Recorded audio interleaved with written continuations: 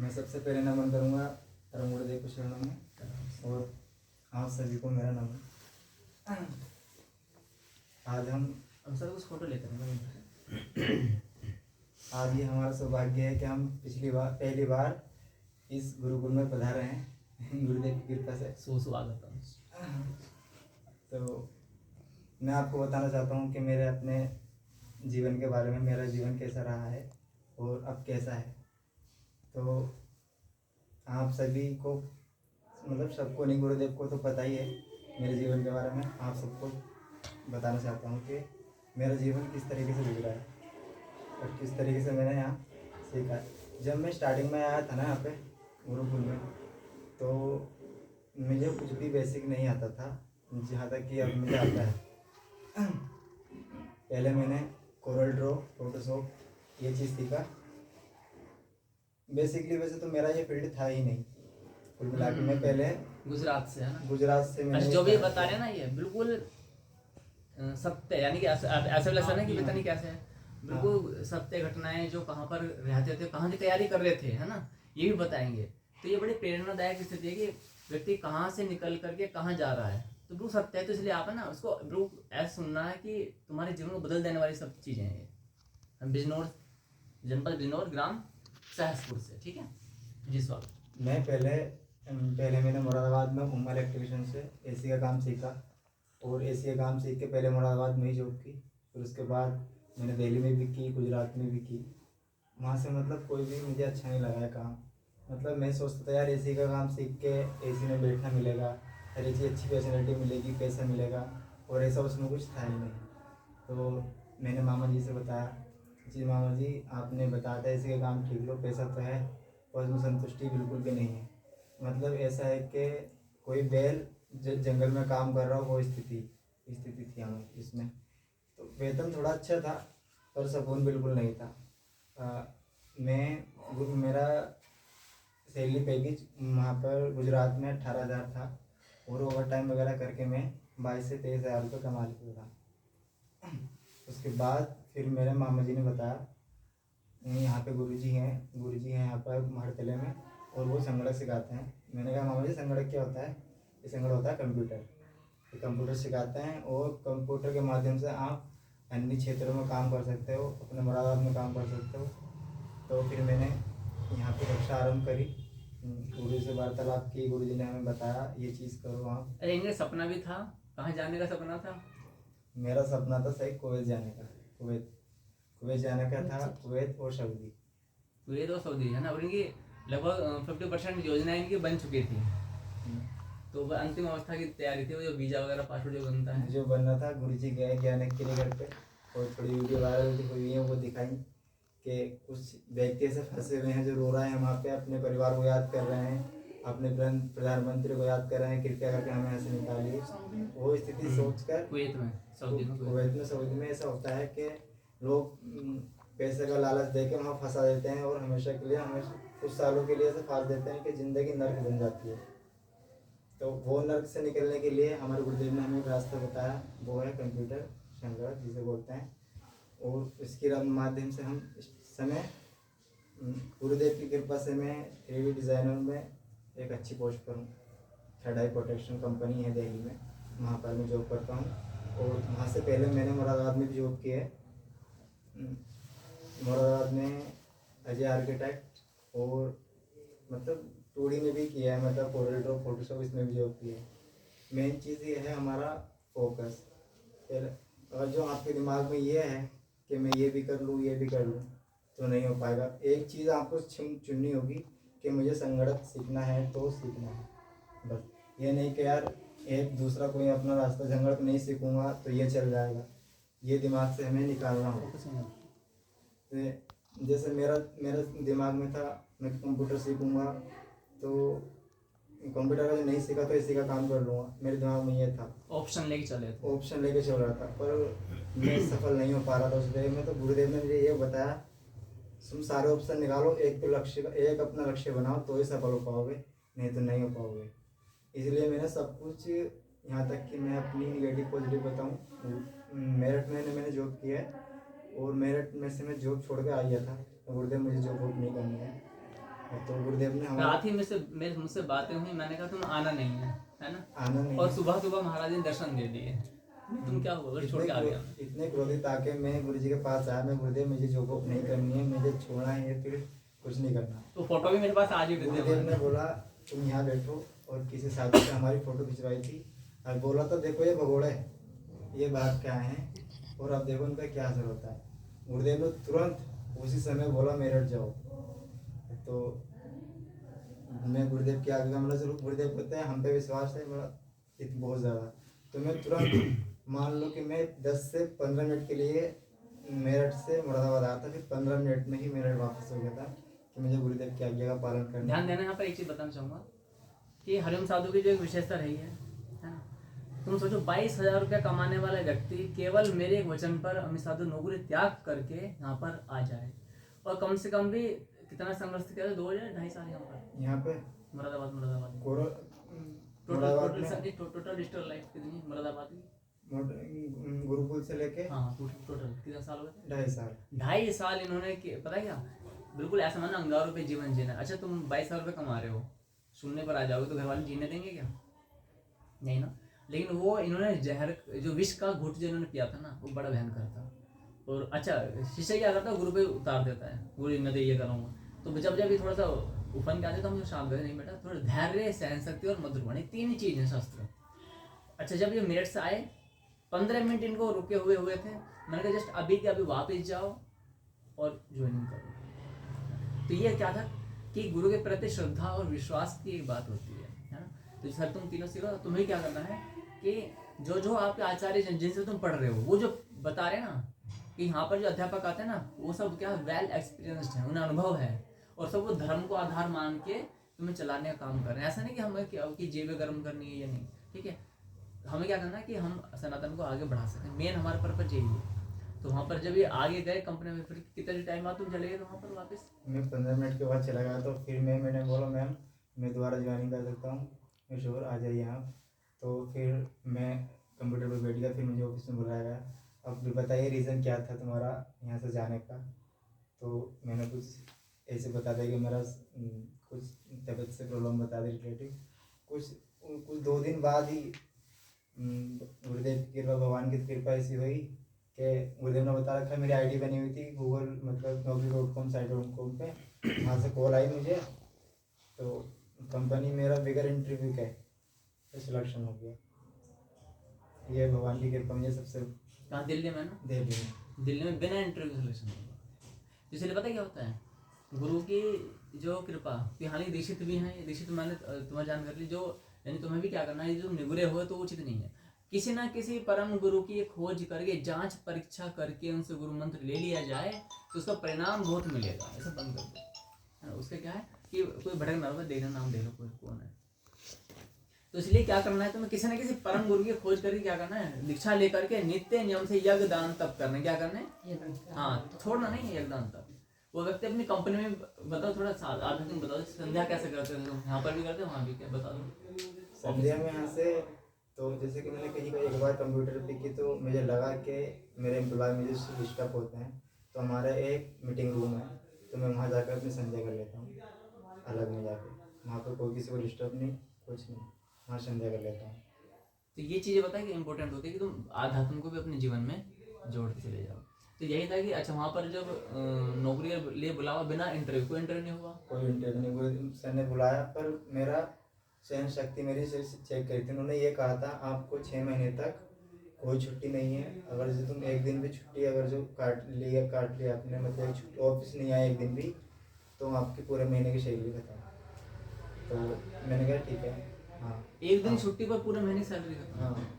तो अब तुम हाँ करोगे ऐसी जगह, ना करोगे, शायद मेरा उत्तर आएगा हम नहीं करेंगे। नहीं, यहाँ पर क्या था कि हम इन्हीं सब चीज़ों के लिए पक्का करते हैं कि तुम्हें हर स्थिति से लड़ने की तैयारी करनी चाहिए, है ना। एक छुट्टी 6 महीने तक छुट्टी ही नहीं करनी है, ये सहन सकती है, रियल भी है, तो तुम्हें ऐसा करना है कि ठीक है ये हम काम करें। फिर क्या, फिर उन्होंने चेक किया, तो फिर फ्राइडे ऑफिस गया, सेकंड सैटरडे फर्स्ट सैटरडे पढ़ा, तो फिर नोटिफिकेशन आया, मेल आई कि कल परसों छुट्टी है ऑफिस की। तो मैंने कहा सर आपने तो ये कहा था कि एक वो छुट्टी नहीं 6 महीने तक, हो गए। तो बच्चे हम वहाँ पर टेस्ट ले रहे थे, आप पास हुए तो आपको ताली बजाओ, तालियां। ताली को कंजूसी नहीं करे, देखो मेरा हाथ दबो है ना, ये भी इसको ताली में ऐसे करके करो ताली।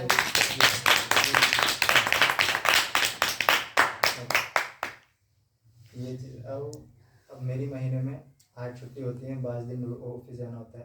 ताली बजाओ, बड़ा 8 छुट्टी। यहाँ पर जो गुरु है उसकी 8 छुट्टी नहीं, गुरु की 4 छुट्टी है। कितनी है? 4। एक मिनट में क्या बोली होगी? 5।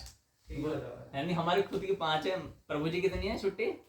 8 छुट्टी हैं, यानी कि सैटरडे और संडे ऑफ, और एक कैजुअल लीव भी है। हाँ, नहीं मुझे लगा कि सेकंड सैटरडे, फोर्थ सैटरडे छुट्टी है और 4 संडे और 2.5 छुट्टियाँ आपको वैसे मिलती हैं। आपकी मर्जी से आपको 2.5 छुट्टी अलग, यानी कि 10.5 छुट्टी हो गई। नहीं, 6 छुट्टियाँ तो ऑफिस की तरफ से हैं, 2.5 छुट्टी, 8.5 छुट्टियाँ हैं महीने की। 8.5 छुट्टियाँ कम है क्या? इस दिन हम लोग 2 महीने में अच्छा हाँ, 22 दिन नमस्कार। हाँ, आज पकड़ो पकड़ो पकड़ो। तो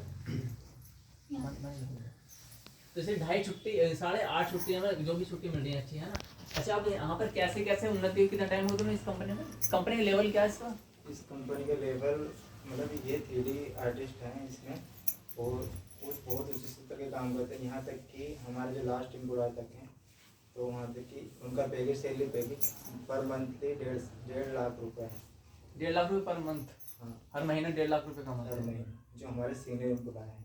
अच्छा, हाँ, जो उसमें ऑडिशन एनिमेशन के सीरियस हैं, जो टीम लीडर हैं हमारे, उनका सैलरी पैकेज, क्योंकि मुझे उनके नहीं अकाउंटेंट के अकॉर्डिंग मुझे पता लगा कि उनका पैकेज 1.5 लाख रुपये है। अच्छा, यानी तुम छानबीन करते रहते हो। हाँ, ये चीज़ है, बहुत उनका एक्सपीरियंस है।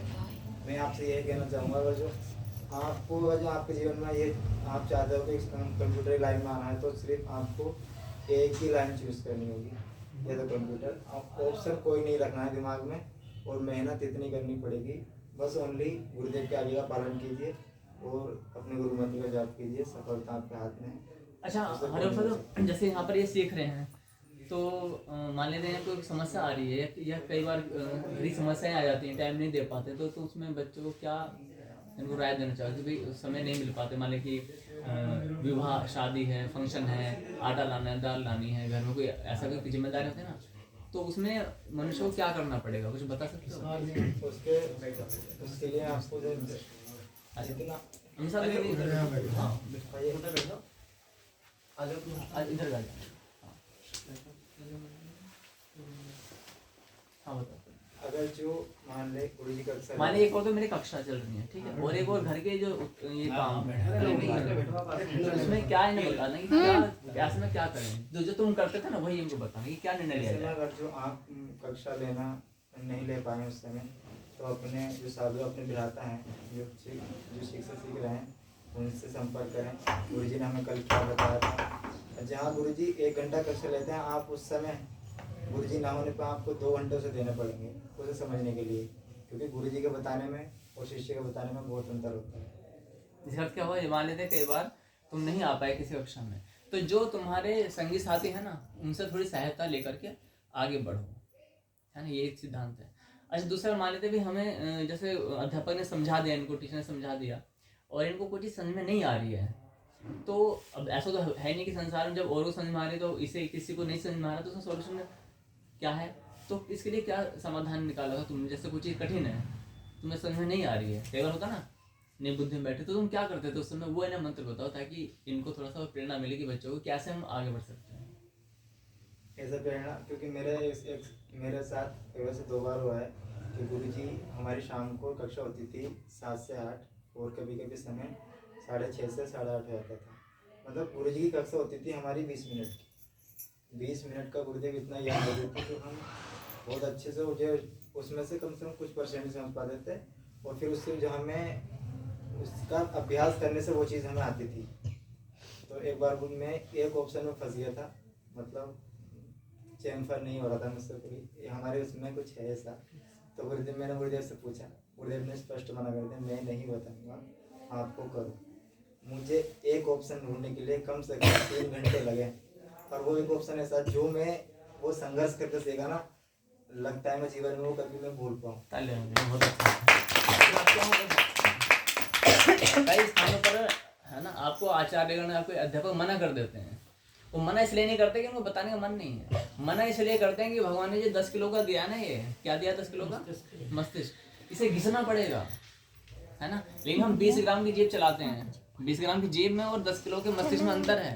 हमें मस्तिष्क जितना तुम घिसोगे, बातें चल रही है, तो इसलिए क्या करना, तुम बिल्कुल इसका घिसोगे जितना, इसलिए हम मना कर देते हैं कि नहीं तुम इसे क्या करो, अपने आप से करो, हम नहीं बता रहे हैं, खुद से किसी अपने आप से करो। 1 घंटा 2 घंटा, 1 दिन 2 दिन, है ना, यहाँ तो 3 घंटे की है। लेकिन जब हमने सीखा था तो 3-3 दिन हरिओम साधु हम अटक जाते थे। लेकिन हाँ, हम अपने अध्यापक सम्मान करते थे क्योंकि वो हमारे हित में काम कर रहे हैं। ऐसा नहीं कि एक तो था आलस्य में नहीं बताना, ऐसा नहीं होता। यहाँ तो कोई भी अध्यापक ऐसा नहीं कि जो आलस्य के वशीभूत होकर के आपको मेरा मन नहीं कर रहा, ऐसा नहीं होता है। हम चाहते हैं तुम इसका ना प्रयोग करो। अध्यापक जो है ना देख रहा होता है पीछे से कि तुम कितना घुस रहे हो उसमें, कितनी उथल पुथल मचा रखी है ना। तो जब तुम बहुत अच्छे से घिसोगे तो फिर तुम डेफिनेटली उस चीज़ को सीख जाओगे जो तुम्हें कठिन लग रही है। तो अच्छा, ये तुम्हारा हुआ कठिनता से बचने का।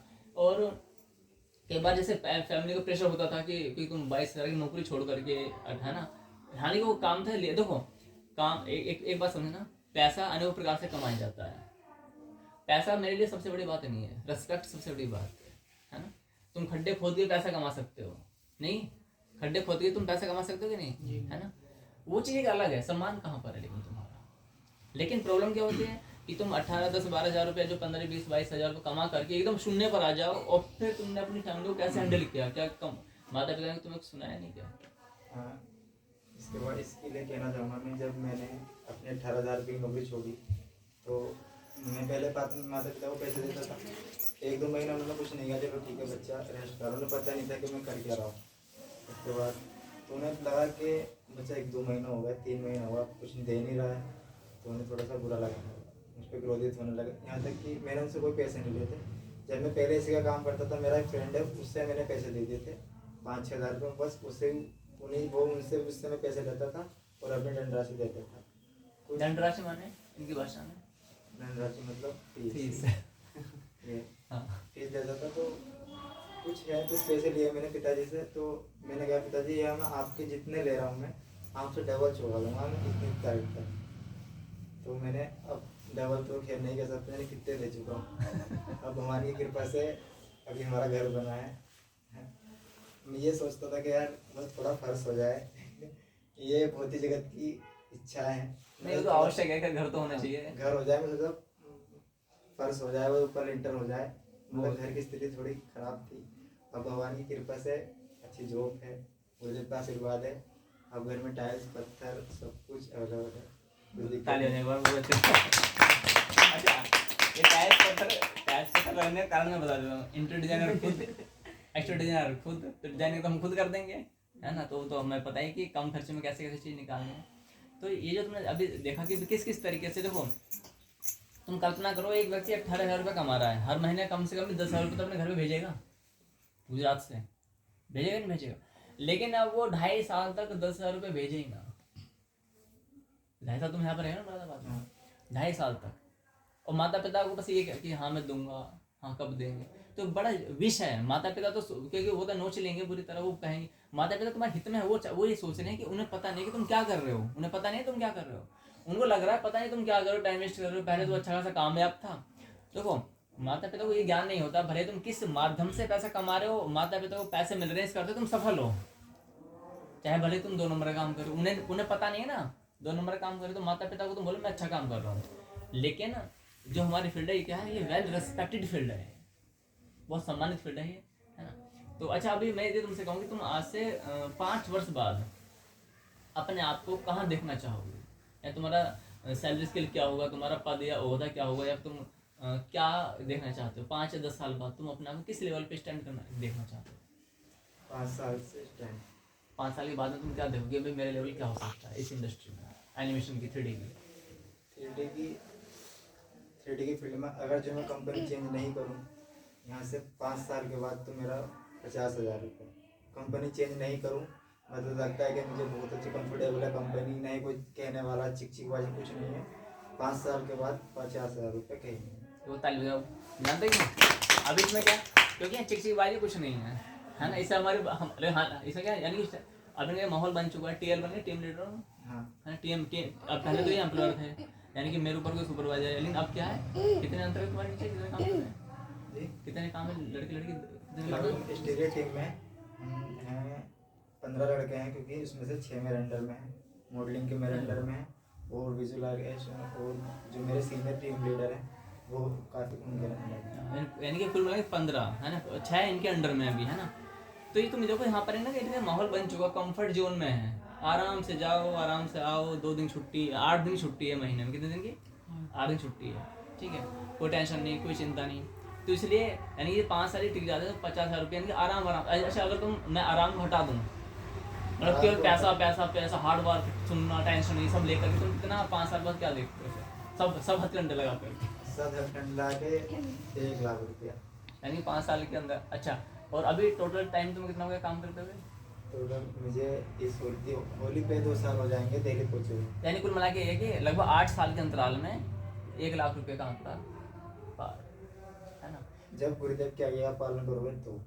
हाँ ये बहुत अच्छी बात है, तालिबान इसको, क्योंकि कहानी क्या है ना, कई बार क्या होता है बच्चे की नौकरी लगी और नौकरी लगने के बाद ना उसने अपनी जो डोर है ना पतंग की, वो क्या करता है, कैंची से काट देता, बोले अब हमने जो सीखना सीख लिया है ना, अब तो बस हमें कुछ लेना देना नहीं है, हम अपने आप ही सीखेंगे, ठीक है। तो बहुत अच्छा हरिओम साधु। अच्छा और कुछ कहना चाहोगे? मैं कहना चाहूँगा, अगर जो आप 3D फील्ड में जाना चाहते हो तो आपको बहुत मेहनत करनी होगी, बहुत ज़्यादा, दिन रात एक करना होगा। आपको बस अपने माइंड में एक ही ऑप्शन रखना होगा, 3D। माता जी से बोलते हैं कि मेरी गर्लफ्रेंड वो है, मेरी गर्लफ्रेंड, मैं अपनी गर्लफ्रेंड मैंने 3D को मान लिया। ताली हो जाए, ताली। मैं सुबह उठता था, मैं गुरुकुल में 5 बजे उठ जाता था मैं, और लिहाफ उठ के ऐसे कंप्यूटर एक हाथ बाहर रहता था, ठंडा रहता था वो भी, अब कुट करता रहता था।